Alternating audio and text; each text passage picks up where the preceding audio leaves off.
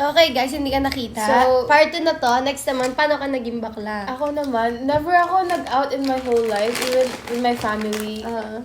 Yung mga closest friend ko lang talaga na alam nila na... Ay, papanood ng mama mo to. Wala silang TikTok. They don't do When did that. it start? So, Like, how old are you? it started when I was in 9th grade.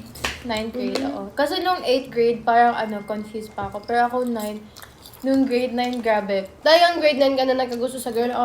Just May- before, nagkagusto na ako sa girl nung Ilan taon grade ka nine. nag-start? Grade 9 na talaga. Oo, grade 9. Okay. So, parang mga nasa 16, 17. Ayun. Yung time na yun, may schoolmate. May crush ako ng schoolmate, tapos naging jowa ko yung kaklase ko. Oo, tapos sobrang ako, boyish. First mo, girl. Oo. Tapos ako yung nag-move.